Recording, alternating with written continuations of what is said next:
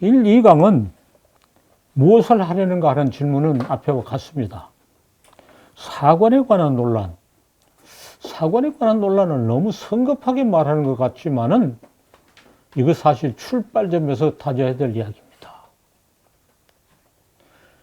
다 뛰놓고 너 잘못됐다 이러지 말고 어떻게 하면 잘 뛸 수 있는가 미리 말해야 합니다. 문학사 역사관 또는 사관이 있어야 합니다. 나는 사관이 없다 하면서 역사를 논하는 것은 그냥 해보는 무책임한 소리입니다. 우리 가까이 있는 상당히 이름난 국사학자가 국사에 대한 큰 책을 썼고 앞부분에 사관의 문제에 대해서 길게 말했어요. 이러저런 사관에 대해서 많이 말하더니 다 지나가니까 나는 사관이 없다 그랬어요. 참 어이없는 일이죠. 어제 개인적으로 사사로 겪은 이야기를 하더라도 무슨 관점이 있어야 줄거리가 앞뒤로 연결돼요. 횡설수설하지 않으면 뭔가 이야기하는 관점이 있어야죠. 거기도 사관이 있는 겁니다. 사관이 없으면 말할 수 없어요.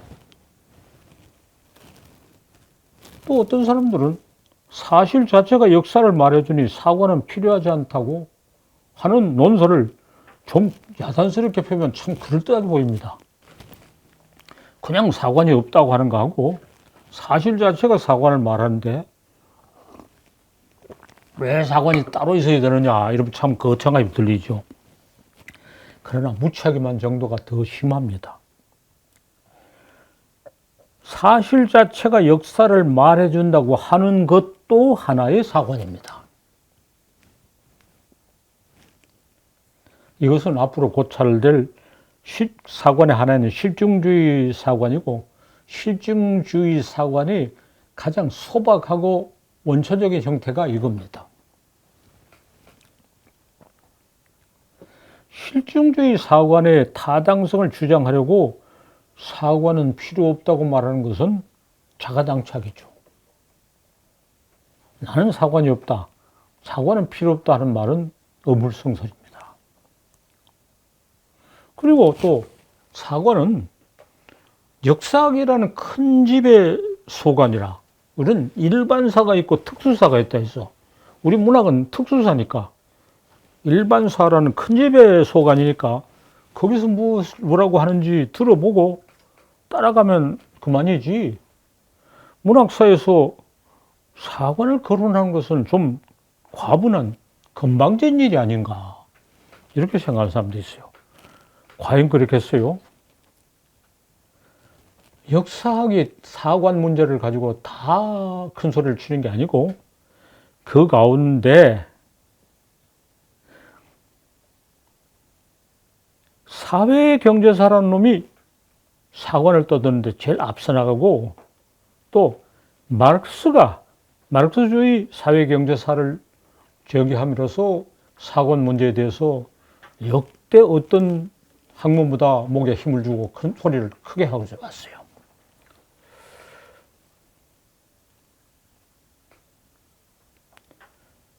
그런데 사회경제사가 잘 나가는 것 같더니 주저앉았어요. 사회경제사에서 사관을 이야기하는 소리가 상당히 잠잠해지고 거의 인동만동 하게 되어버렸어요.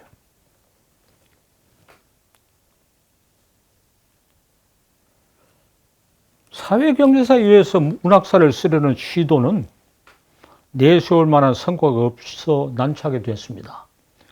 이 상황을 이미 많이 분석되고 설명을 할 수 있는데 사회경제사 좋게 말하면 마르크스주의의 사회경제사입니다. 가지고 문학사를 쓰려는 시도를 사회주의 국가 아닌 프랑스 공산당의 학자들은 이렇게 말했어요.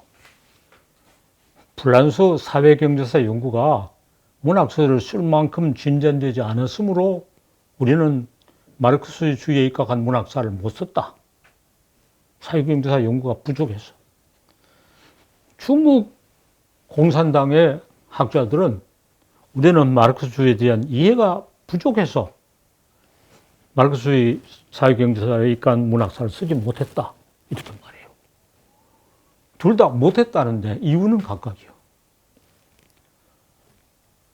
그러면 프랑스 공산당도 못하고 중국 공산당도 못하는 일을 나는 잘할 수 있는 거 아닙니다. 기본적으로 거기에 어려움이 있고 일이 안 되게 돼 있어요. 프랑스 공산당. 우리는 막스주의자지만 이 문학사는 막스주의 문학사 아니다고 말했어요. 자, 여기에 복잡하게 이야기하면 강의를 쉽고 재미있게 한다는 취지가 어긋납니까? 이 정도 하고 넘어가 봅시다.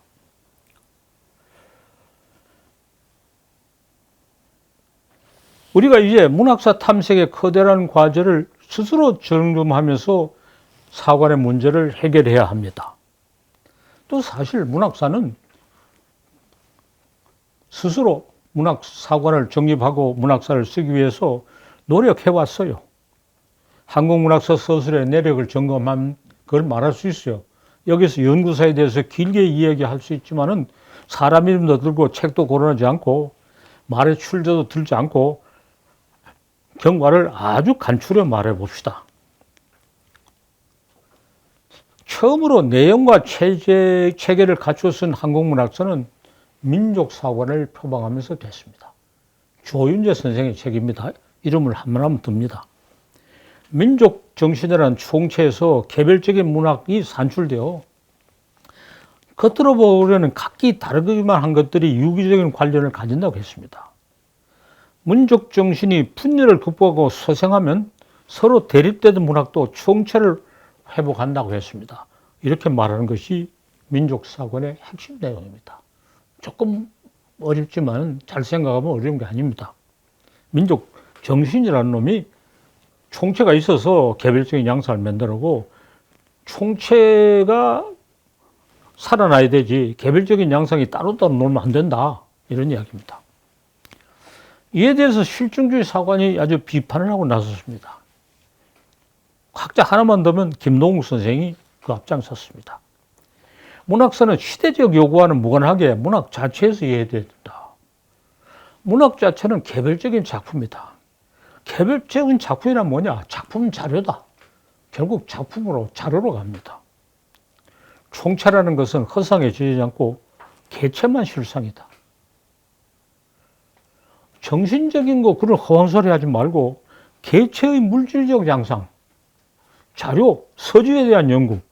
그런데 치밀한 검증을 하는데 힘써야 연구 성과가 축적된다. 그래서 문학사가 되고 안 되고는 그 나중에 문제다.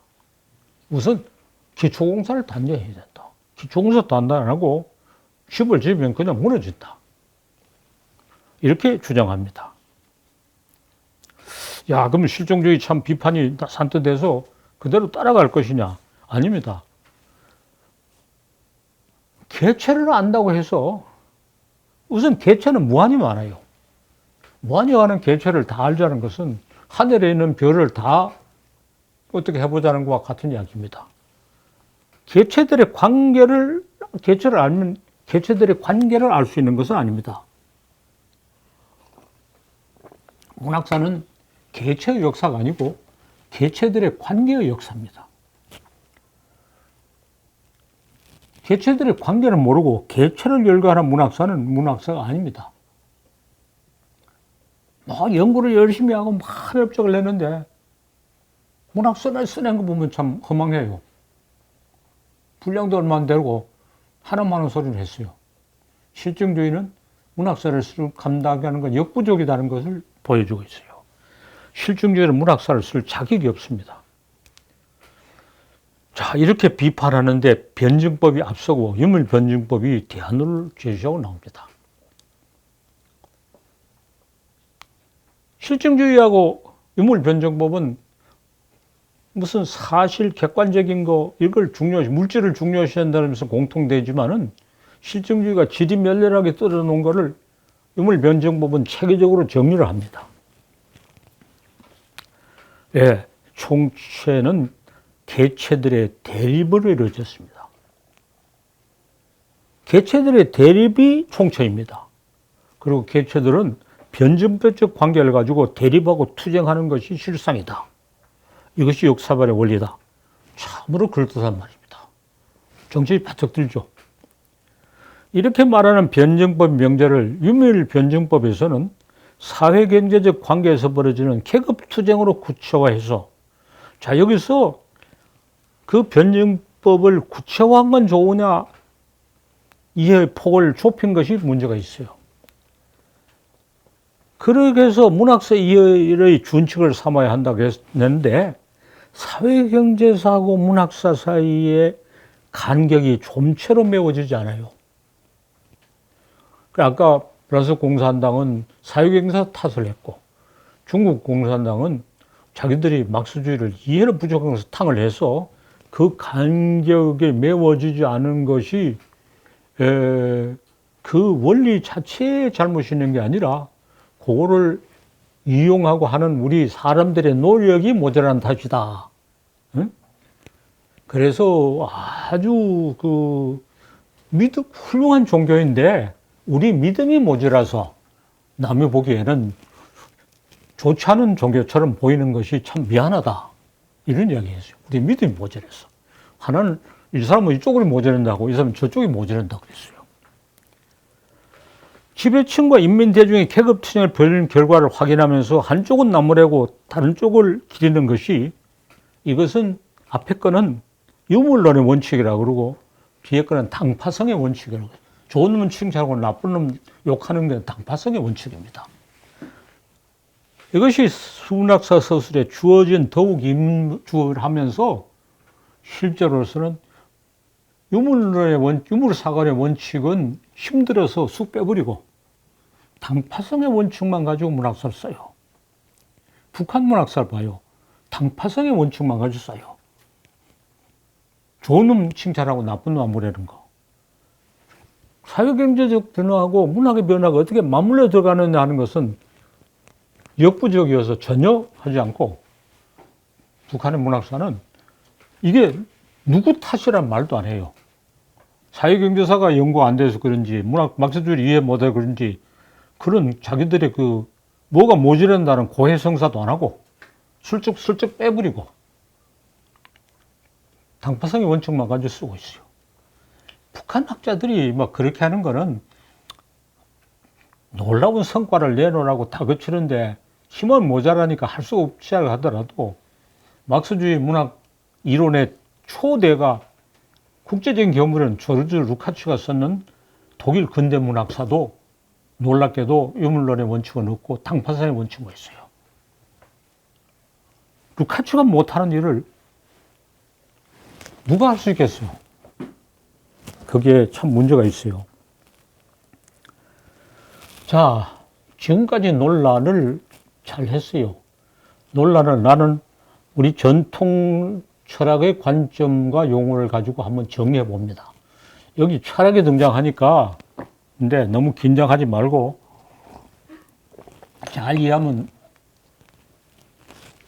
쉽게 이해하게 되고, 또 철학을 등장시키는 것은 뭐 유식 자랑을 하려는 게 아니라 흩어진 내용을 명확하게 정리하기 위해서 말은 적게 하고 포괄한 내용을 많게 하는 이론이 필요해서 이걸 가져오는 겁니다. 짐이 너무 많으면, 너무 지저분하면 짚고 가기 어렵잖아요. 짐을 간단하게 이렇게 감추기 위해서 잘 정리하는 거예요. 전통 철학에는 이일분수와 기일분수라는 게 있어요. 이일분수란 것은 이는 하나이고 기는 여럿이다. 이게 이일분수고, 하나인 기가 여럿으로 나누어서 대립하고 운동한다. 이게 기일분수입니다. 이일분수를 내려오는 것은 이철학이고 또는 주리론이고 이학입니다. 기일분수를 말하는 것은 주기론이고 기철학입니다. 또는 기학입니다. 이게 두 개의 또렷한 대립적인 관계를 가지고 왔어요. 이것만 이해하면 지금 이 설명을 잘할 수 있으라 다른 많은 것도 굉장히 쉽게 명료하게 이해할 수 있어요. 민족사관과 실증주의는 이일분수에 의거하는 공통점이 있어요. 둘 다 이일분수를 공통점으로 하고 있어요. 그런데 민족사관은 이가 하나다. 이쪽으로 치우쳤어요. 기가 여럿인 것은 중요하지 않고 이가 하나다. 민족 실증주의나 아니다. 이가 하는가 그 해도 허망한 소리다. 기가 여럿이다. 각기 특수한 기가 여럿이다. 그러니까 이일분수라는 생각을 공유하면서 한쪽은 이의를, 한쪽은 기일 분수를 고집하고 나온 양극단입니다. 사실은 둘 싸워봤자 그게 그거고, 어떤 의미에서는 이일분수를 공유한 점에서 같은 소리입니다.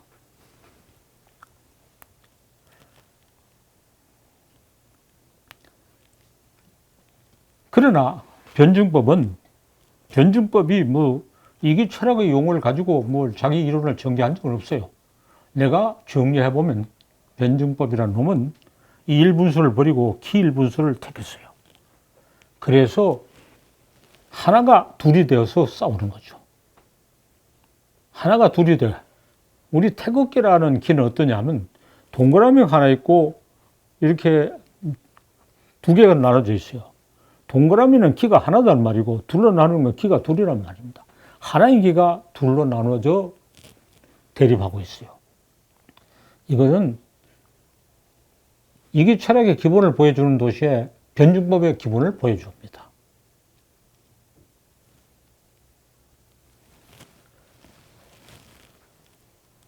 이 변증법은 기일분수로 나가면서 잘 나가단 말아요.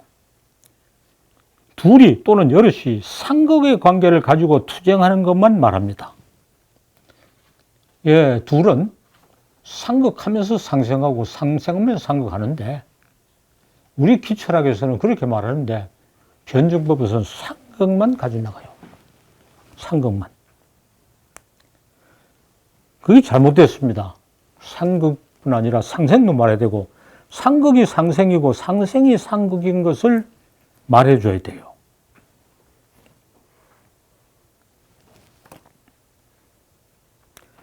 상극이 상생이고 상생이 상극이라고 하는 것은 우리 기철학의 정통적인 계승인 생극론의 철학입니다. 예, 우리 기철학의 생극론이 시작되었어요. 화담 서경덕에서부터 구체적인 논증이 있어요. 그러나 그거는 가져와서 내가 조금 발전시키고 다듬었고 문학사를 서술하는데 써먹어서 조금 내용이 풍부해졌어요. 생각론으로 변증법을 넘어서야 모든 것이 운동하고 변하는 이치를 실상대로 이해하고 사관을 바로잡을 수 있습니다. 사관의 문제는 철학의 문제입니다. 철학의 문제를 거론하지 않고 사관을 이야기해서 어떤 성과를 얻으려는 것은 헛된 희망입니다. 그러니까 사회경제사라고 하는 또는 계급투쟁으로서 말할 것으로 사관을 말하려고 하는 것은 변증법 또는 유물변증법이 가지는 철학적인 측면을 다소 약화시키고 그쪽으로 갔기 때문에 일이 잘 안 된 겁니다. 거기서도 유물변증법이란 거하고 사적 유물론이란 거하고 형제지간이지만 조금 달라요.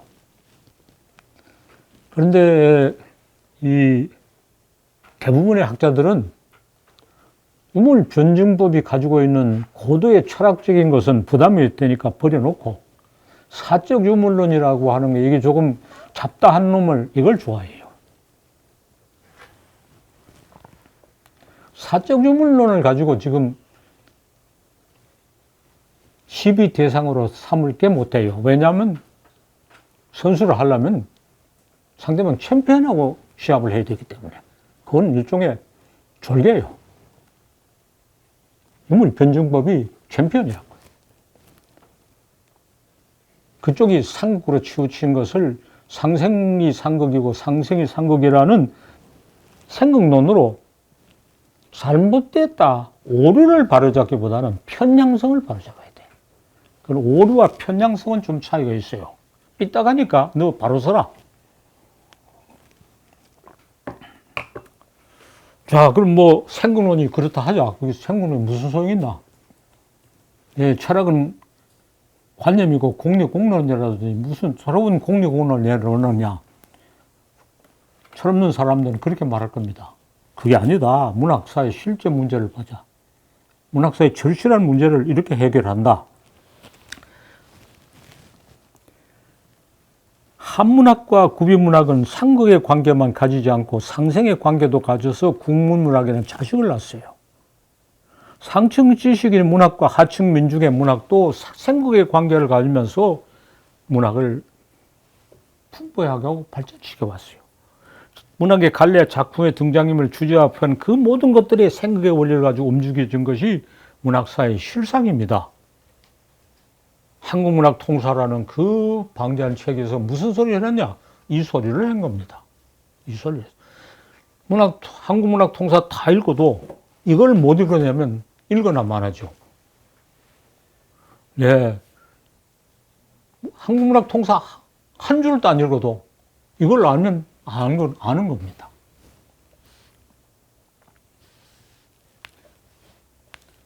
생극론의 타당성과 유용성을 다 주고 있어요. 생극론이 타당하고 유용하다는 것을 그 자체로 증명하는 것은 매우 어려워요. 공론이 말만 말아서 말로서 말 많으니 말 말을까 하노라 이렇게 돼버려요. 문학사가 명백하고 풍부하게 입증합니다. 문학사에서 확보한 성과를 이용해서 역사 철학을 발견하고 사관을 알려주고 철학의 문제를 논파할 수 있습니다. 나는 문학사에서 힘을 기르고 이론을 가다듬어서 밖에 나가서 온갖 얘기 다 하는 겁니다. 그런 작업을 거치지 않은 사람들은 그냥 말로서 말하니까 허황됐대요. 이것은 모든 것이 운동하고 변하는 시치를 실상대로 이해하고 노력이 하나이면서 그 실상을 아까 우리가 하는 것은 문학사란 대상에 있는 발견의 창조랬죠. 발견의 창조를 해서 얻은 성과를 가지고 발명의 창조를 적극적으로 하고 다른 견해를 논파할 수 있습니다. 자, 조금 20분 조금 경과한 것 같아요. 지금부터 다시 토론합시다. 문학사 탐색이라고 하는 핵심적인 강의 전체의 제목이 있으신데 그 탐색에서 가장 중요한 것이 지금 생각론으로 귀결이 됐습니다. 탐색하는 생각론이 유효합니까? 생각론을 앞에 내세우면 안 되는데 탐색을 하면 탐색 속에서 생각론을 스스로 발견하게 해야 되는데 생각론에 대해서 내가 설명하고 야 이걸 너 받아들이라 하는 것은 매우 잘못됐어요. 그러나 사관을 이야기하려니까 할 수 없이 들어갔어요. 그러니까 쓸데없이 너무 앞에 나갔으니 뒤에부터 이제 후퇴를 하서 후퇴를 해야 돼요. 여긴 하긴 한데 지금 생각론이라고 하는 것을 제가 생각하기에는 이제 결이 있지 않습니까? 결, 학문의 결. 저는 요즘 이제 결이라는 단어를 좀 쓰기 시작하는데 선생님 숨결이 있고 물결이 있고 비단결이 있듯이 이 결로서 가지고 있는 생각론은 중요하다고 생각합니다. 앞서 나왔다고 하지만 요즘 대중가요 가운데 너가 거기서 왜 나와라는 말이니까요. 그렇게 강조할 수밖에 없는 필연성이 있는데. 그래서 일단 강의 듣는 사람들이 여기 생각론 잊어버리고 스스로 발견하게 하는 거. 이제부터 나가면서 하나씩 발견합니다. 그리고 차대내놓고 보니까 조동일 하는 거하고 맞아 들어가는구나. 이래야 되지. 조동일이 이렇다고 하니까 나도 그렇다. 이건 너무 힘쓰는 일입니다. 그건 호기심도 아니고 탐색도 아니죠. 그래서 찾아놓고 보니까 조동일하고 맞아 들어가는데 조동일 너는 이런 건 못 봤구나. 요거는 내가 새로 찾았다. 이게 제일 바람직한 거죠. 이게 바람직해요. 정말 문학이 그것을 생각론을 생생하게 구현하고 보여주고 있어요. 지금 무슨 큰 이야기 했는데 작은 작품 한 편에서도. 선생님, 저도 질문을 하겠습니다. 생각론을 기반으로 해서 문학사를 쓰셨는데요. 이제 문학을 대상으로 한 역사를 기술을 하셨는데 이것이 저는 다른 분야에서도 이런 관점으로 쓸 수 있다고 보거든요. 예를 들면 정치, 경제, 뭐 미술, 뭐 이런 역사에서도 이렇게 쓸 수 있다고 보는데 그러한 방식으로 역사를 논의한 각 분야별 역사가 또 역사 기술서가 있는지 아니면 없다면 어떻게 써야 되는지 좀 말씀. 무슨 문학사를 쓸 때 뭐 한국문학통서가 3판이 나올 때까지는 생각론이라는 말을 감추었어요. 그게 앞에 내놓으면은 생각론의 타당성 여부에 관해서 생각론은 그 생경한 이야기고 반발의 대상이 돼요. 그에 대해서 시비하다가 삿바 싸움만 하다가 씨름이 시작되지 않아요. 그걸 감추었어요. 제4판에 와서 비로소 생각론이 앞에다 붙였어요. 작전상 그랬을 뿐 아니라 내가 문학사를 써나가는 동안에 생각론의 생각이 다듬어지고 확실해진 겁니다. 나도 1판을 쓸 때는 그렇게까지 생각 못했어요. 다른 문학, 다른 역사도 그래요. 다른 역사를 다뤄 나가면서 정말 충실하게 잘하면 미술사의 생각론, 경제사의 생각론을 다 발견할 수 있게 돼 있어요. 그거 다 있어요. 그래서 발견하고 보니까 조동일이 문학사에서 말한 거 이렇게 관련되구나. 그때 토론이 전개되는 게 마땅해요. 내가 쓴 생각론을 가지고 이것도 해봐라, 저것도 해보라는 것은 전혀 부당하고 성과도 안 나요.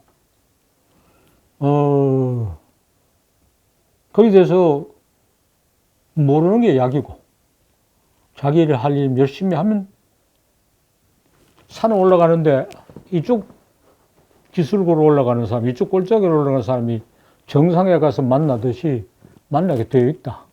이렇게 생각해요. 그러나 내가 생각론의 타당성과 유용을 입증하기 위해서 또 문학사에서 학문 일반으로 나아가면서 다른 여러 가지 분야까지 건드리면서 생각론의 작업을 확대하고 있어요. 그래서 나로서는 학문 발전에 당연한 과정이지만은 이것이 남들을 김세게 하지 않을까 염려해요. 김세게 하지 않을까. 자기 영역은 자기가 내가 주인이다. 이래야 되는데 왜 엉뚱한 놈이 와서 말이지 이런 소리를 하느냐. 기분도 나쁘고 김세게 하질까 않을까 걱정해요.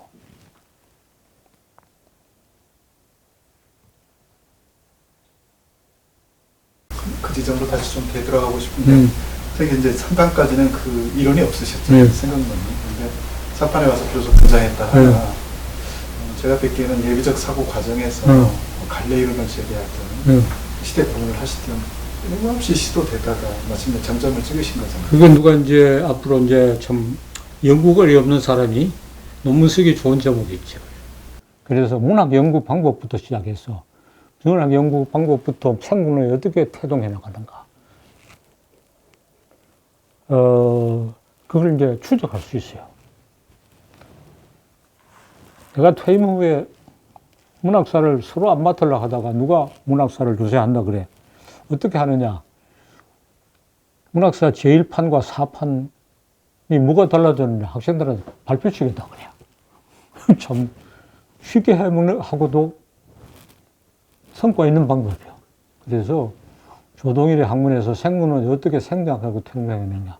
생각론이라는 이름을 가지고 나타나기 전에 어떻게 그게 태동했느냐 하는 것을 말할 수 있어요. 문학사는 그렇게 썼는데 소설의 사회사 비교론에서는 제일 서장의 생각론부터 이야기했어요.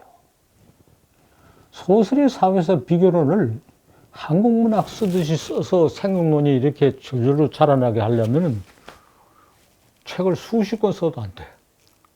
너무 거리가 많으니까. 아예 생각론을 앞세우고 나는 생각론의 관점에서 소설을 본다고 소설의 사회사 비교론에서는 그렇게 이야기됐어요. 할 수 없죠. 그건 또 이미 생각론이라는 말을 이미 많이 했기 때문에 할 수 없어요.